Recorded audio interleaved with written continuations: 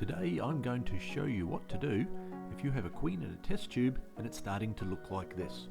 Really messy, mouldy and running out of water. Let's get into the video.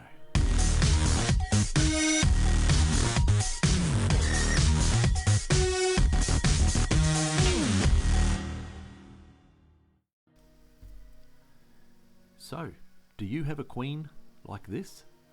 One that you've put into a test tube hoping to start a brand new colony, and you open up the box where you're keeping her in a nice dark place and notice that the water's run out and there's mold all over the cotton. What are you going to do? Well, you need to get her out of that test tube as soon as possible and into a nice clean one, because the last thing you want is your queen dying that you've either bought or captured. And it's very hard to try and put water into a test tube like this if it's run out, and that mold will kill your queen. And queens are beautiful, you want to look after them, and it's essential that you have a nice setup in a test tube for them. So what do you need to do? Well, you're going to need to get a beautiful, nice, clean test tube with some fresh water in it.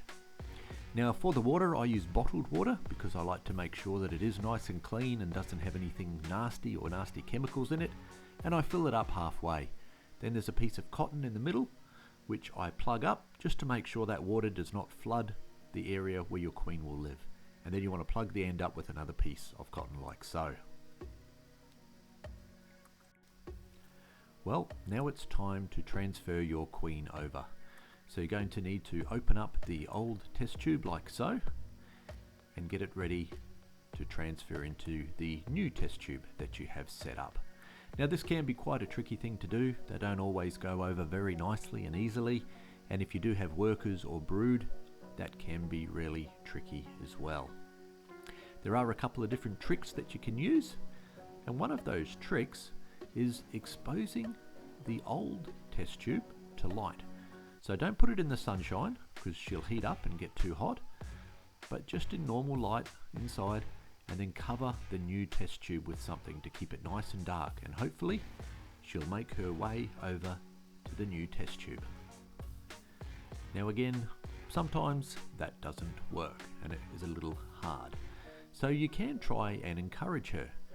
Now you need to remember that in her original test tube she's got all the smells that she's familiar with, that she's been in for a while.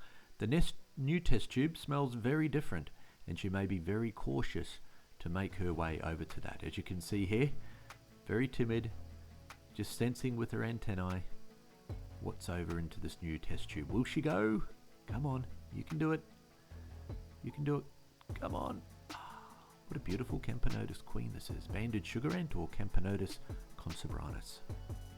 Nope, alright, that's not going to work. So what you can do is just give her a little gentle tap and try and encourage her to move over. Now again, you want to be a little bit careful doing this. You don't want to shock them, especially if you do have brood or other workers there, but you can give them a little tap over, and hopefully that will encourage her to move over into the new test tube. But again, she's not having a bar of it. You can see there's an old piece of mealworm that's dislodged in there. So let's try something else. What I'm going to do is I'm just going to tip her out gently onto this piece of cardboard, and then I'm going to encourage her to go over to the new test tube.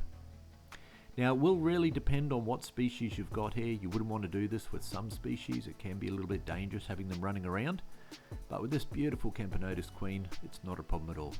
And now look at that, she's beautifully inside her new test tube, and doesn't that look much better? Beautiful, nice and clean, and a very happy queen in her brand new test tube. But that's not all. There's one other thing I like to do once I've transferred my queen over into her new test tube. Well, first of all though, we can see she's got nice sufficient water there that she can drink from that cotton, and the other cotton on the other end allows for a little bit of airflow to come in.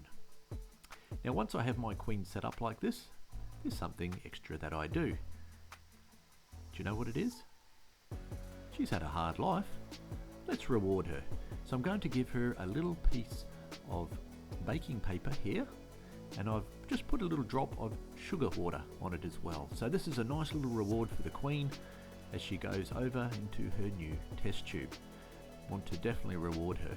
This can be a little bit tricky as well at sometimes to do this, to feed them, but what you're going to do is just pop off that cotton that blocks off the nest, like so, and then I'm just going to slide this in, the little drop on it, and I've just got this little pick, and I'm just going to maneuver that in for her, like so, and then remember to close it up again with the cotton. As you can see there, it's nice and secure. She can't get out, but it allows for enough air to get in. And we have the nice sugar water there for her to drink. Let's see how she responds to this. She's going over to investigate. Again, her antennae, very sensitive, can pick up the different smells. She knows there's something there, and she's going to go in and hopefully have a little bit of a drink. And I'm sure she'll be very hungry. There she is, a nice little reward. Now this is a clostril queen, which means she doesn't really need food until the first workers arrive, but it never hurts to give them a little reward like this to keep their energy levels in a nice, happy, healthy queen, like so. Beautiful, and she has a nice little drink. So that's how you can change over the test tube for your ants, for your queens, to make sure that they have a nice, healthy test tube to start their colony in.